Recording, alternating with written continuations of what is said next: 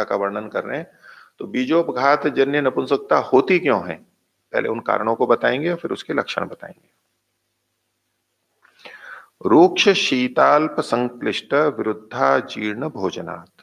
तो पहले खाने से संबंधित चीजें, अगर किसी का रुक्ष भोजन है, रुक्ष भोजन का अभिप्राय जिसका अभ्यास है ऐसा, मतलब बार बार ऐसा ही खाता है, एक दो दिन कुछ समय रुक्ष भोजन करने से नपुंसकता कभी नहीं आएगी। लेकिन जिनको निर्धनता के कारण रुक्ष भोजन मिल रहा है, अथवा वैसे ही वो रुक्ष खाता है जैसे जिस भी कारण से, और लगातार रुक्ष भोजन उसका चल रहा है, रुक्ष भोजन, शीत ठंडा ठंडा भोजन, ये भी नपुंसकता को लाने वाला है। अत्यधिक शीत चीजें पसंद आती हैं।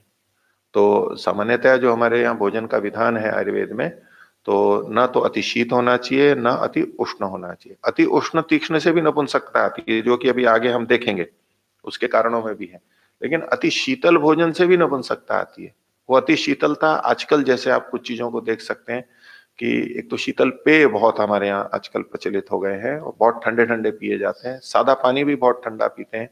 इसके अलावा कुछ खाद्य पदार्थ हैं जैसे आइसक्रीम हो गई, या दही हो गया, छाछ हो गई, ऐसी जो चीजें होती हैं, दूध हो गया, ये बहुत ठंडे सुगंधित बाजार में मिलते हैं, और गर्मी में विशेष रूप से और बाकी समय में भी वो ठंडे ठंडे लिए जाते हैं, और वो ठंडा ठंडा उनको अच्छा भी लगता है पीने में। उसमें अनेक रोग भी होते हैं, गले का, नाक जुकाम आदि ये भी रोग होते हैं, लेकिन एक ये नपुंसकता का कारण भी शीतल भोजन, अत्यधिक शीतल भोजन है, ये भी एक कारण है।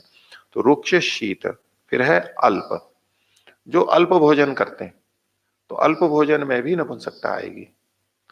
अल्प का मतलब है सामान्यतः जो हमारा भोजन है, अति भी नहीं करना है, लेकिन सामान्य भोजन होना चाहिए जिससे शरीर पुष्ट रहे, तब तो नपुंसकता नहीं आएगी। लेकिन कोई अल्प भोजन कर रहा है और उससे धातुएं क्षीण हो रही हैं उसकी, और इससे बीज बीज का उपघात हो रहा है, तो अत्यधिक अल्प भोजन करने वाले, उनके शरीर भी कृश हो जाएंगे और इसमें भी वो समर्थ नहीं हो पाएंगे।